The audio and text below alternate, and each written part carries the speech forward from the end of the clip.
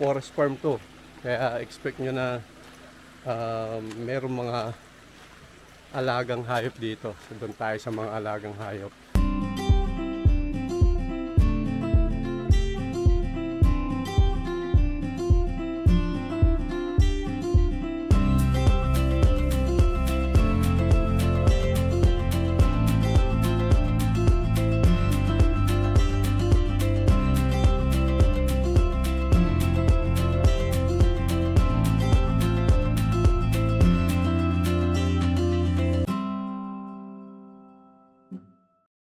Sa magandang araw muli sa inyo lahat, ito si Jello Pars Organico Filipino Farm. Today is January 20 at nandito tayo ngayon sa Ohana Forest Farm. Yan. So ano muna tayo, chill tayo ngayon. Yan.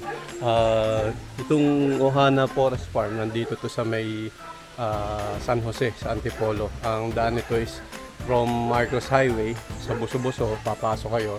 Siguro mga 10 to 15 minutes na drive simula do sa main road ng Buso-Buso. Ayan, ito yung area.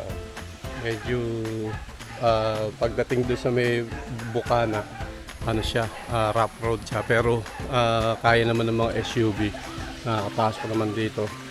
Hindi ko lang sure kung tag-ulan. So dito, pagpasok mo, ito yung ano niya, may makikita nyo. Ayan, gawa sa kawayan. Meron siyang ano, parang batis. Yan, ganda ng ano. Ayan, kagabi pa kami dito. Ito nabook ng anak ko. Yan. So dito pagpasok nyo, merong gate na kahoy. Yan, ito yung bubungad sa inyo. Yan, yung mga kubo. So yun, may mga iba-ibang kubo. Ito yung kubo na pwede kayong magluto. May mga lutuan na dito. So kasama na yun sa pag nag-book kayo. Ayan, may mga puno, mga bunga. Ayan. Dito naman pag dumiretso kayo, yung iba pang kubo na kasama dito sa looban, Kalachuchi, Gumamela. Ayan. Tapos dito sa area na to, merong basketball court na pwede kayong mag-stretching. Yan, o. Yan. Tsaka doon sa bandaron yung lutuan, connected doon sa kubo na yon. So pwede na rin doon yung kainan. At yung mga gasol kasama na yan, wala na kayong babayaran. Yan. Tapos dito pet friendly naman sila. Kaya pwede nyo dalhin yung mga alaga nyo. Ito yung pinakaalagay ng mga dadalhin yung aso. Yan, o. Meron dalawang parang lagayan nila para makapag-enjoy din kayo habang kasama nyo yung alaga nyo. Dito naman, ito yung may billiard, oh.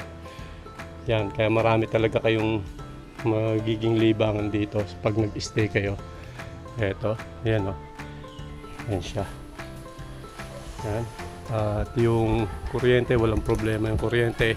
Yung wifi, mayroon ding wifi dito kahit kung sa area dito. Mayroon sila, ayun, may butik eh. Hindi, mayroon silang mga router sa paligid. Yan.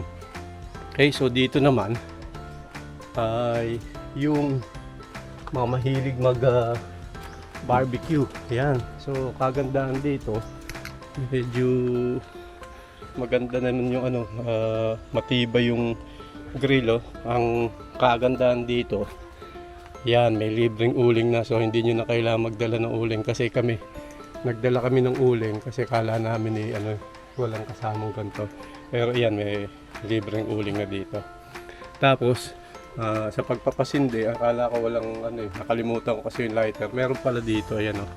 Na talaga, hassle free dito. Makapag luto kayo, makapag-ihaw, magpadingas nang wala na kayo intindihin.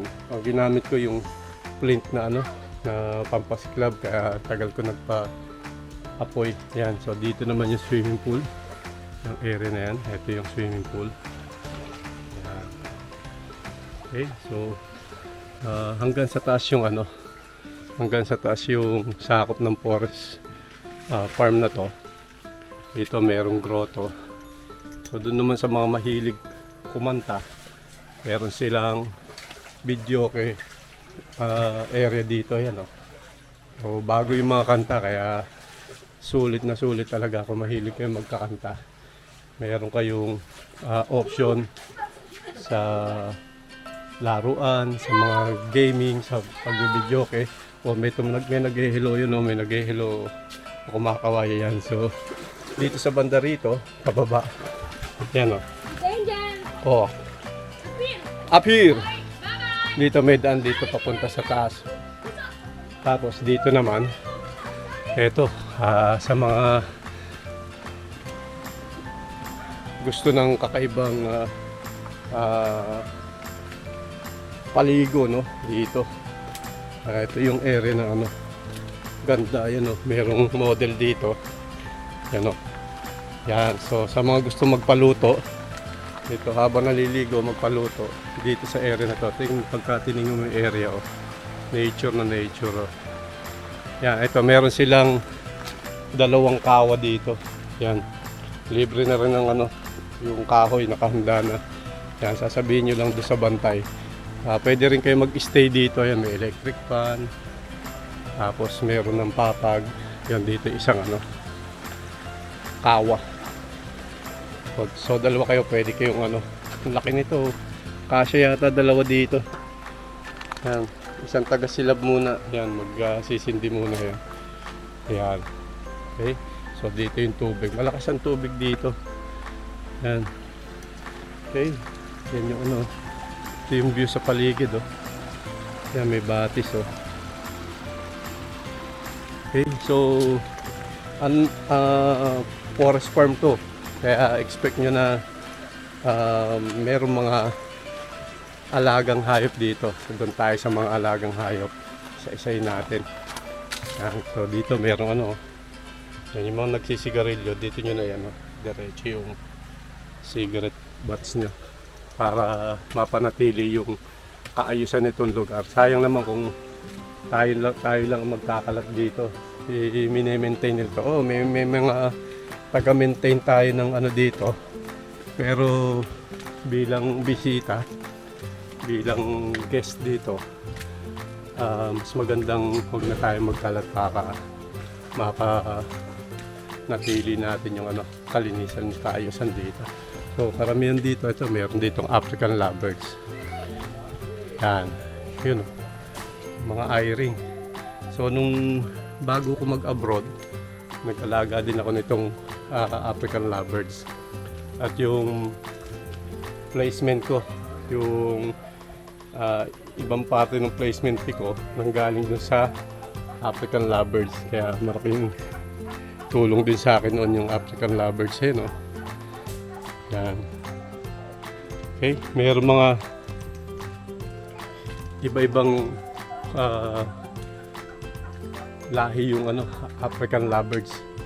Merong yung eye-ring, yung mga Agapornis personata, tapos yung mga Agapornis rosceli. Yun. Mga ito yung ginagawang tea, yan o, dami o. Yan, nilalagay din sa kanin. Yan o. So dito, ginagawa din tsa to, yung bulaklak. Minsan yun sa mga kanin, yung mga mahilig sa organic na pagkain, nilalagyan nila nitong bulaklak nito. So doon sa taas, mayroon pa dyan na ano,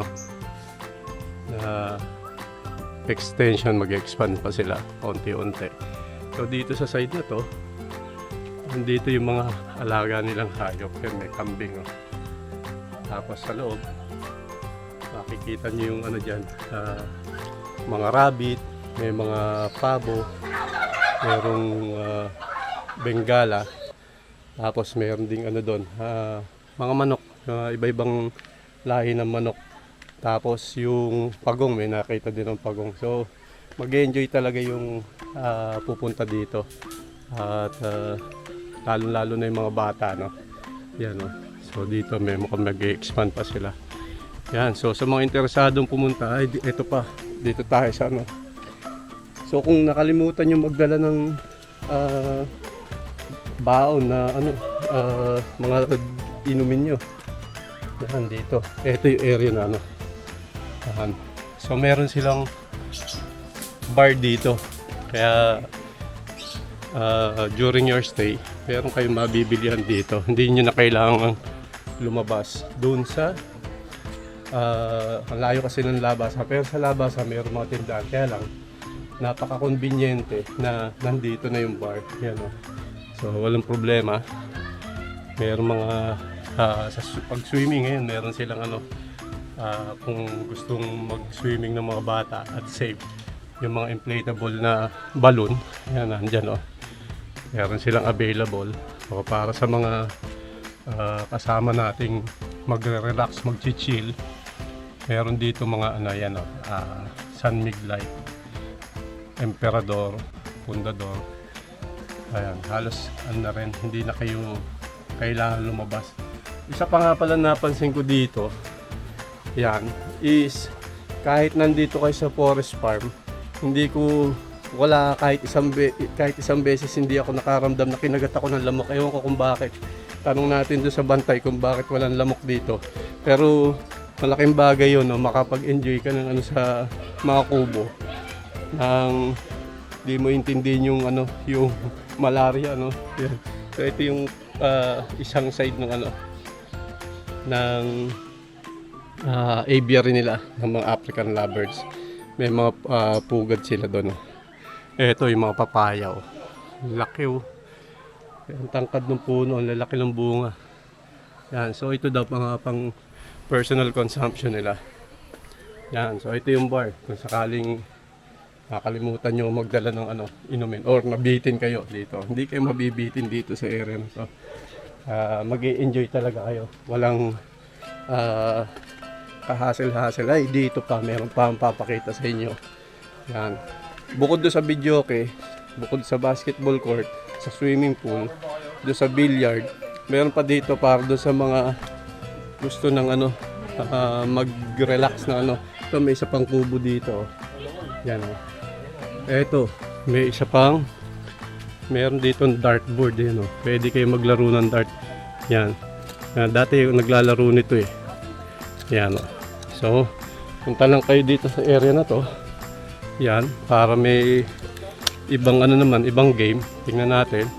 Subukan natin. Yan Yan.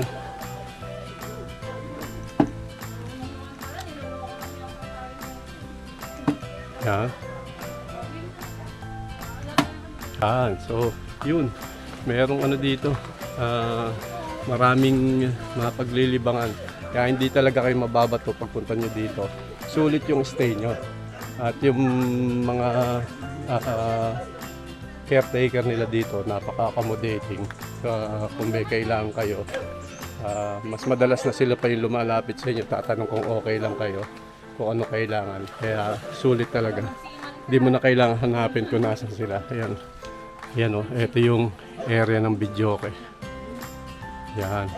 Okay, so dito sa area na to meron ding lababo. Kaya makapag-prepare kayo mabuti. May tubig din, only water. Kung gusto yung mainit na tubig, meron dito. Mineral water, distilled water. Ano ba to? Basta yung tubig na malinis yan.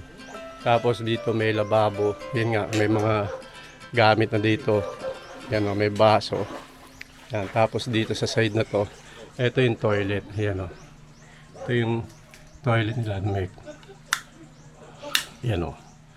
Okay, so yan yan yung toilet dito. Ganda. Malinis. Kung kukumpara nyo doon sa may sariling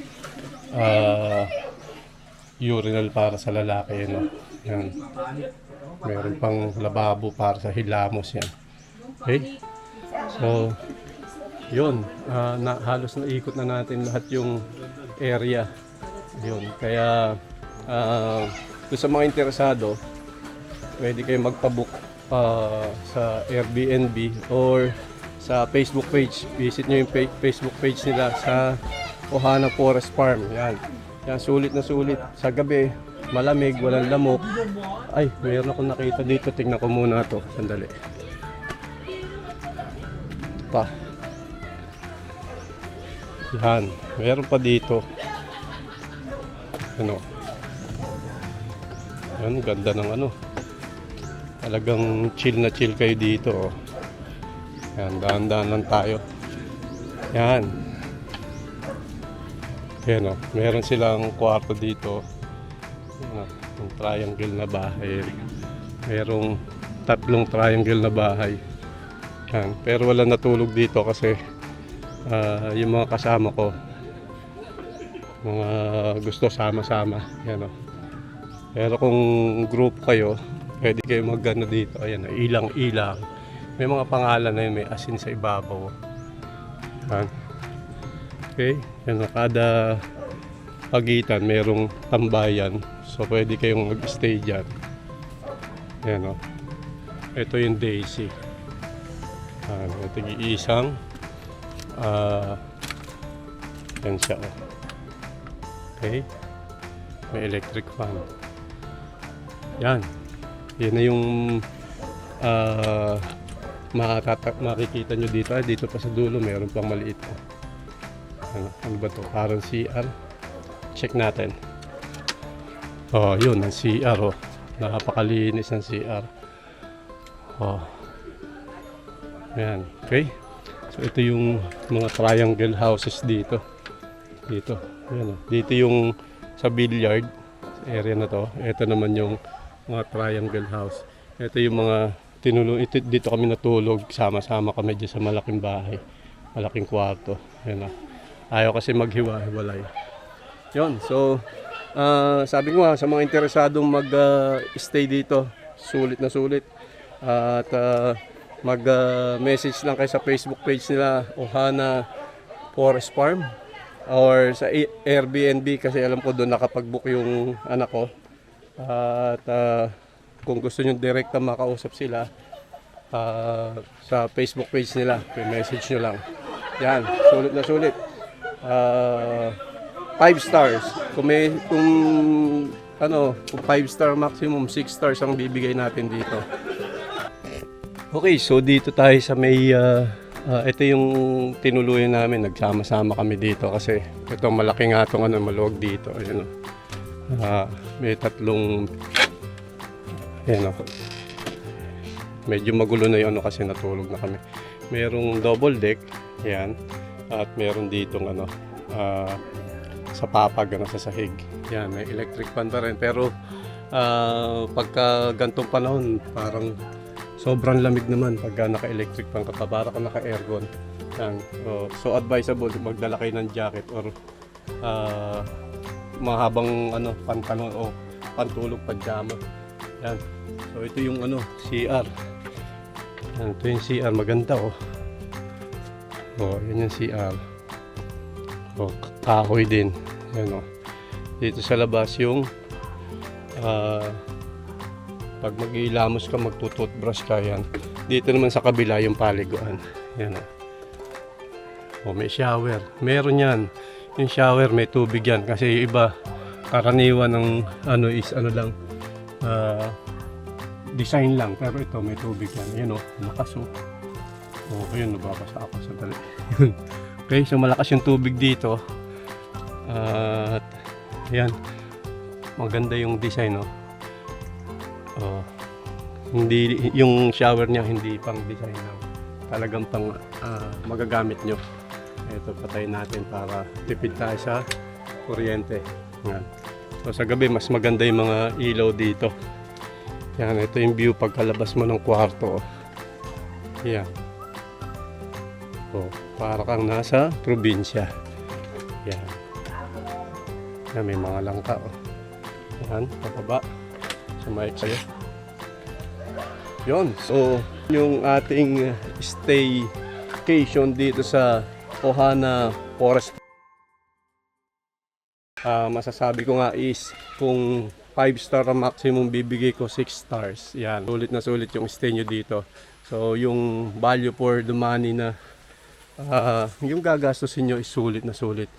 Yan, dito yung hindi ko na ikutan kanina, pakita ko na rin. Yan, meron silang fridge. Yan, kaya sa yelo, wala kayong problema dyan. Ayan, daming yelo. Pagdala kayong yelo para may reserva kayo. Yan, oh. Yan, merong, pagdating nyo, meron silang, juice. Alam nilang pagod kayo sa biyahe, kaya meron kagad painom na juice. Meron toaster, merong pakuluan ng tubig, merong rice cooker, tapos only water, yan, may tubig. Ito yung lutuan. Yan, ito yung lababo. Yun yung mga gamit dito. Yung gas stove. Dito may banyo. Yan, kaya talagang hindi mo na kailangang pumunta dun sa bungad sa taas para na mag-CR. Dito na, habang nagluluto ka, pwede ka mag-CR. Ito yung view sa basketball court. Pag dito ka galing sa kusina, ayan, sa kitchen. Ayan, nandun sila, yung swimming pool doon. Yun, okay. Okay, yung mga pupunta sa mga ganitong lugar, consider na rin natin yung bago tayo umalis, is linisin na natin yung mga kalat natin. Yan, sabi nga nila, clean as you go. Yan. Para sa ganon is makatulong na rin tayo sa mga caretaker na hindi na tayo magdagdag ng trabaho nila. Yan, medyo malawak tong area na to. Yan, pero napakasipag ng mga caretaker dito, napaka-accommodating. So walang magiging problema. Yun lang, tulungan na lang natin sila na ma-maintain yung area na malinis. At yan po yung episode natin para sa araw na to. Maraming salamat po dun sa mga patuloy na sumusubaybay sa ating channel. At para dun sa mga bagong bisita ng channel natin, please subscribe to our channel, hit the notification bell para sa ganun ay ma-update kayo every time maglalabas kami ng bagong videos, tutorial videos, at mga informative videos na talagang ginawa para sa inyo. Muli, ito po si Jello Pars Organico Filipino Farm. Ang Organico Filipino Farm ay tungkol sa tips and ideas sa agriculture, natural farming, at most especially sa free-range chicken raising.